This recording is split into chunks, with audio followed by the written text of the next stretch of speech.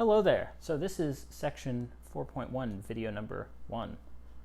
This section is really exciting. I know I've said that probably about the last few sections, but I just love vector spaces so much. They're just so fun. So what I want to do here is sort of start to build the framework to show that all of the weird vector spaces we've been looking at so far are actually just the same as Rn. So we'll talk maybe a little bit about what that means moving forward. But what I want to do first is actually walk through an example where we're sort of going to show this is true using two vector spaces that we've seen before. So one of the vector spaces is the set of polynomials of degree at most 2. And one of the vector spaces is R3.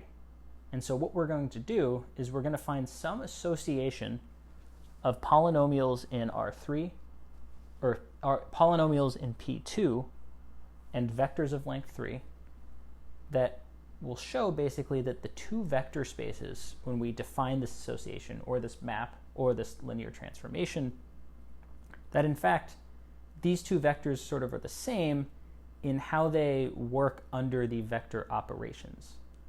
So I have this example laid out in the worksheet. I highly recommend pausing the video here and working through this example before watching the solution. I've sort of listed a series of questions which will answer this main question here. And so I'd highly recommend pausing it, looking through them, and trying to think about the solutions on your own first. But if you've made it this far, we'll jump into the solution to this. So we want to define a linear transformation T from P2 to R3 to show that these two vector spaces are sort of the same. So what I first want to do is convince you that I can associate every polynomial P of x with, and word is really important here, a unique vector in R3. So if we want to associate it with a vector in R3, we might need a set of 3 numbers that uniquely define each polynomial. And so notice, again, each polynomial of degree 2 is going to be defined by the set of 3 numbers a, b, and c attached to each of the individual degree terms, right? Because notice, any unique set of numbers you give me, and remember some of these numbers can be 0, will give me a unique polynomial, right? So what I can do is I'm going to actually define my map T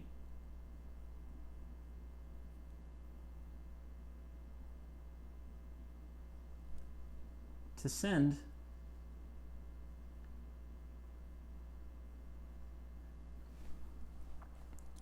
this polynomial, arbitrary polynomial ax squared plus bx plus c, to the vector a, b, c. Where notice here, entry 1 encodes the x squared coefficient, entry 2 encodes the x coefficient, and entry 3 encodes the constant coefficient. So notice, again, because each of these 3 entries uniquely defines a polynomial, every distinct vector you give me will also define a different polynomial, and each distinct polynomial gets sent to a distinct vector.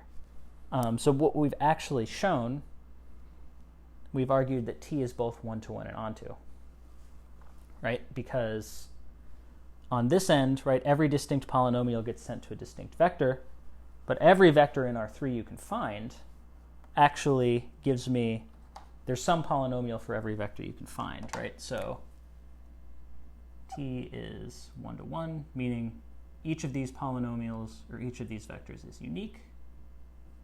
And also importantly, T is onto. And this is important because there's no vector in R3 that doesn't get mapped to. All right. So what I next want to show is that the map T that we've defined here is linear. And I'm going to argue in a second that this means basically that addition in P2 is the same as addition in R3, and scalar multiplication is the same as well. So to do that, I want to convince you that P is linear. So I'm going to do T of P1 plus P2. Well, and that's equal to A1 plus A2 x squared plus B1 plus B2 times x plus C1 plus C2. And there should be a T here, I guess. Right, so this expanded polynomial is the sum of these two, where I've just arranged the coefficients to group-like terms. And so now notice by my previous definition, this sends to the following vector.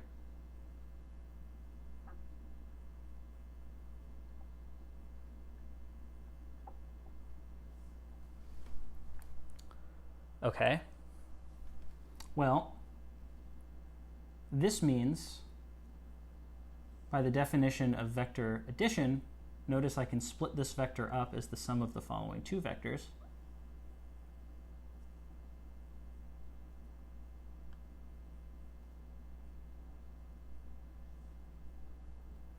But notice this is just the image of P1 plus the image of P2 under T. T of P2. And so I think what is important, so this shows that T is linear, but why do we care about showing transformations are linear? I think this example gives us some intuition as to why.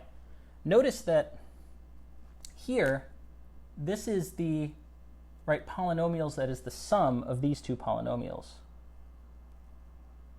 So now notice that these are the two vectors we associated with these two polynomials under this map T. And what I just showed is that the sum of these two polynomials gets sent to the same vector that is equal to the sum of their images under T. Meaning, basically, I could calculate my addition in R3 or in P2, and everything would stay consistent.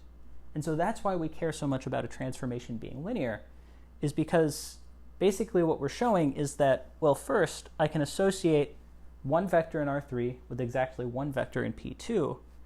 And if I sort of add these vectors together or combine them, everything in the two vector spaces stays mirrored. That is, if I add the two vectors in P2, well, I get this. And then if I look at what vector that's mapped to, it's mapped to the two images.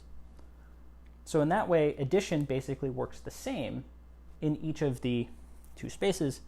To see that further, notice that again, if I'm encoding my vectors like this, then vector addition works by working across the rows here. And this is the same as polynomial addition, where I'm just grouping the like terms together. Notice I can only add the x squared terms, the x terms, and the constant terms. I can't combine x squared terms with non-x squared terms. So this shows the first part of linear, that is that I can split T up across sums. Next, we need to show the second part of being linear, that is that I can factor out scalars. So the next thing we want to show in number 2 here is that if D is a scalar, so that is if D is a real number, well, we want to look at what happens to D of T of D times P1. So that's equal to T of D times A1 x squared plus D times B1 x plus D times C1. And so notice that sends to the vector D times A1, D times A2, D times B1, and D times C1. But notice again, I can factor that scalar out.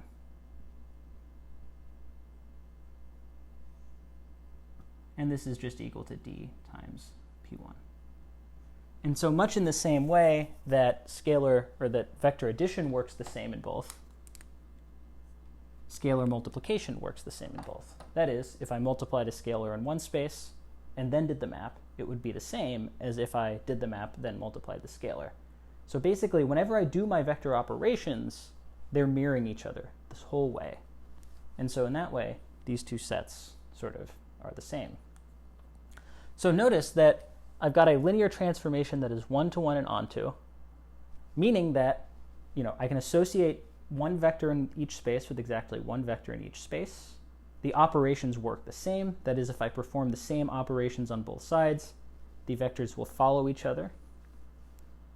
On top of that, I want to look at one more interesting thing, which actually, I guess technically isn't necessary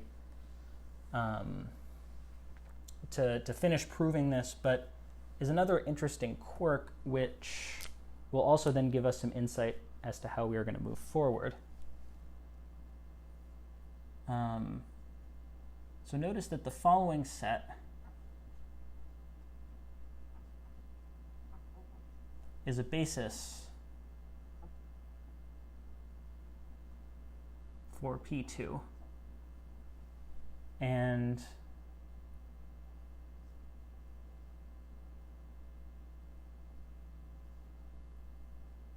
this set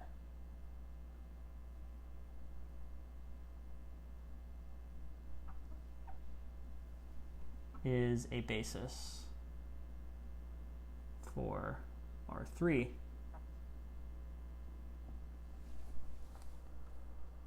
Well, what do you notice happens? Notice that T of 1 is equal to the vector 0, 0, 1. T of x is equal to the vector 0, 1, 0. And T of x squared is equal to the vector 1, 0, 0.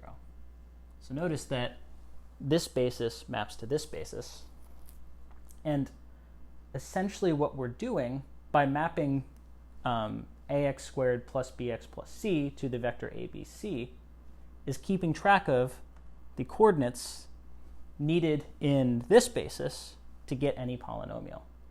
So keep all of this in mind. We're now going to sort of try to generalize this and talk about how to actually do similar things to what we just did, but with all sorts of different types of vector spaces.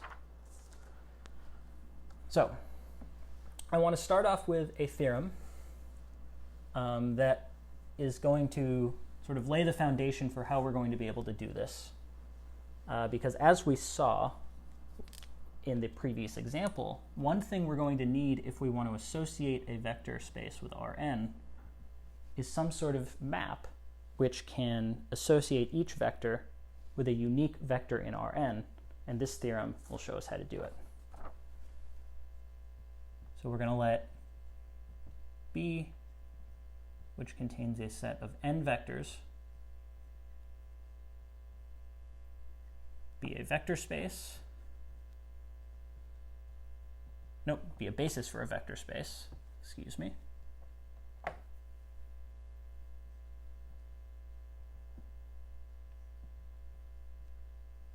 Vector space V.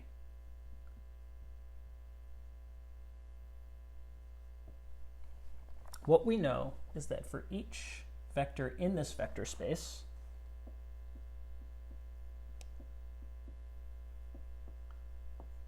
there's a unique set of scalars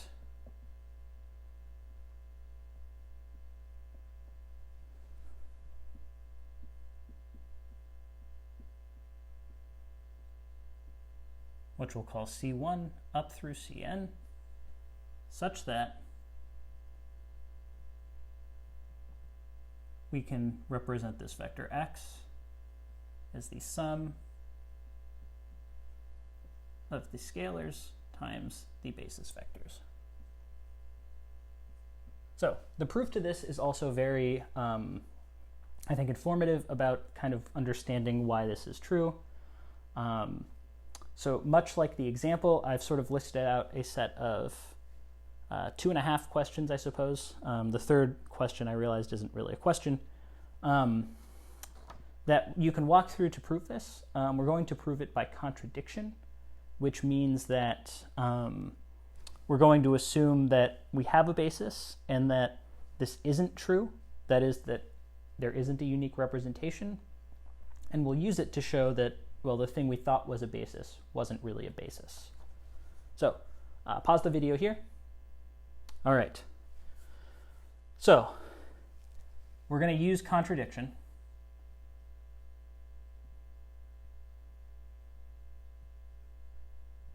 And so that means we're going to assume that X has two distinct representations.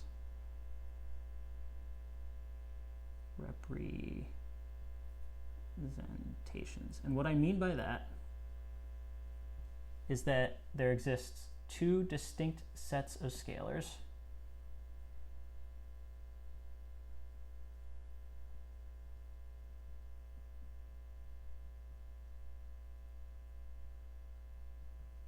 such that I can write X as the sum C1 times B1, C2 times B2, plus Cn times Bn,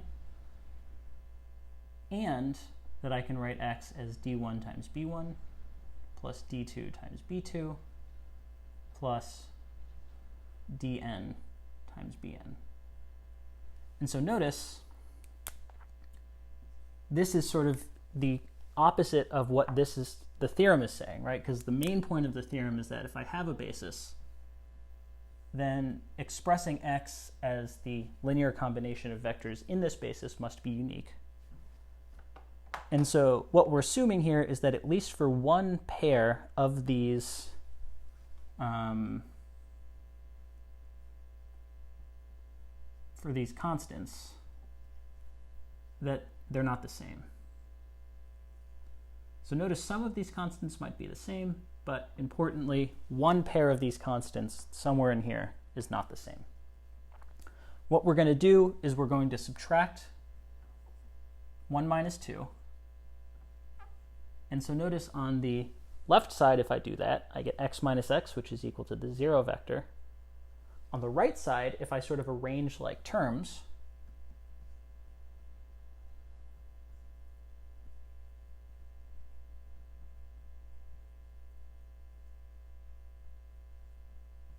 I get the following sum. So why is this bad? Well, a contradiction, I guess. So remember, B is a basis.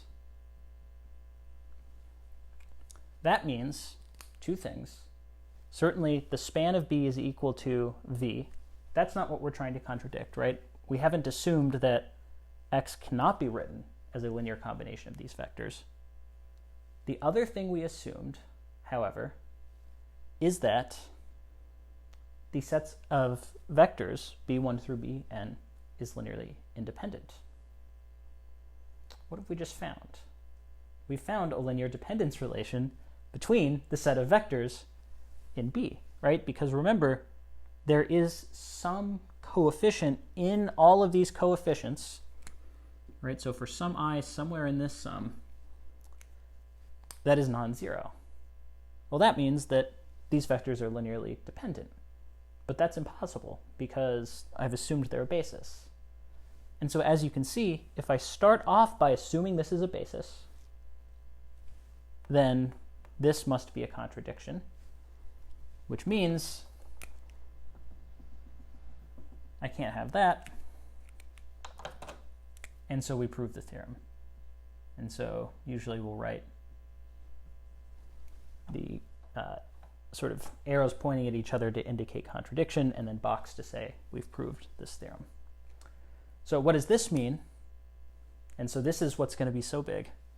For every vector in every vector space, if I have some basis B1 through Bn, I can find a unique set of numbers, n numbers, C1 through Cn, that sort of encode this vector x using the particular basis.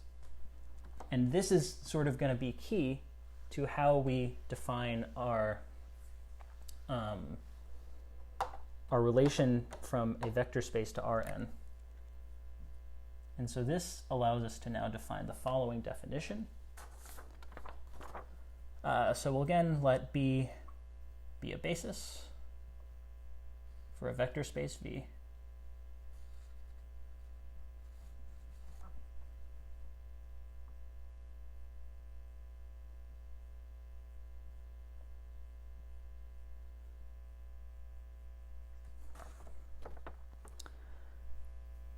And we're going to let X be in V. Then this is sort of a long definition, but we say that the coordinate mapping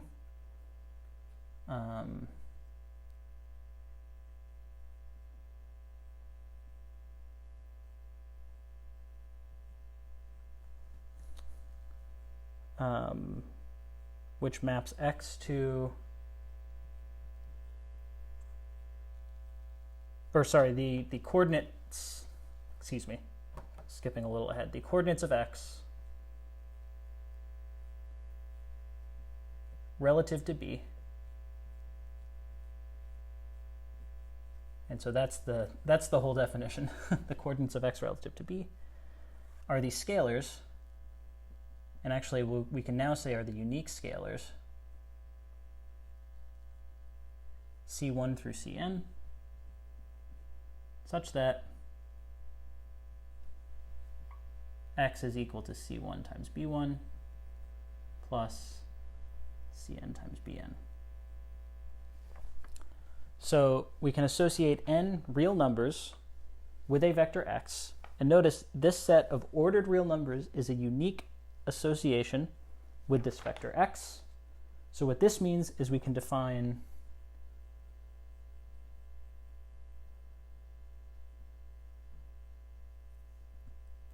a map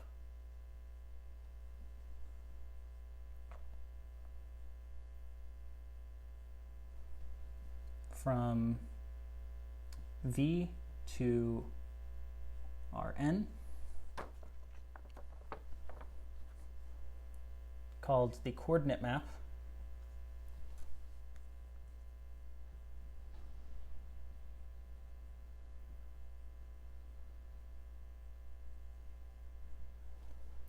where X is mapped to the following vector in Rn, which we'll represent as X sub B. And we say that X sub B, which is the coordinates of X with respect to B, is just the vector C1 down through Cn. So how do we associate each vector in a vector space with some unique vector in Rn? We find a basis, find the unique coordinates of X relative to that basis, and then we associate X with the corresponding vector in Rn. And so you can actually look at the previous example, and this is exactly what we did. This is the exact map we defined in this sort of initial example. And so I think that example gives a lot of intuition as to why this makes sense to do. So I just want to wrap up actually with a couple examples of finding these. We'll actually eventually see that this is maybe the inoptimal way to find these coordinate maps, but that it'll give us some good intuition as to like what these coordinates maps look like, because these are one of the coolest but weirdest things in linear algebra. Like these coordinate representations and coordinate maps are just very weird. So there's two examples on the worksheet. The second example actually just deals with the polynomials of degree at most 2, and sort of the same basis we had introduced in the beginning. So actually try to do that one on your own. I'll post the solution certainly at some point. So we'll go through the first example where we're actually just working with R2. And so we've got an example where we're going to let B be what we call the standard basis for R2, which is just the set 1, 0. Oh, no, it's not the standard basis, excuse me. We're going to let B be the following basis. 1, 0, 1, 2. And we can assume B is a basis. We want to calculate the coordinate representation for x under B if our vector x is equal to -3, 4. So notice that here the coordinate vector representation for x under B is going to be a vector of length 2, which will contain constants c1 and c2, where x is equal to c1 times the vector 1, 0, plus c2 times the vector 1, 2. Right, so again, you can think of this as like the coordinates which encode x using this basis. And so doing this, I calculated, and again, this is not, we'll find an optimal way to calculate this because sort of guessing at these coordinates tends to be suboptimal in the long run. That if you use the coordinates -5 and 2, that you can verify that x is equal to -5 times 1, 0 plus 2 times 1, 2. And so that means the coordinate vector of x relative to B is equal to the vector -5, 2. All right, so we're going to move on from here by talking more about these coordinate vectors and what we can learn from them. Like I said, so cool. We can associate each vector now in any vector space with some vector in Rn.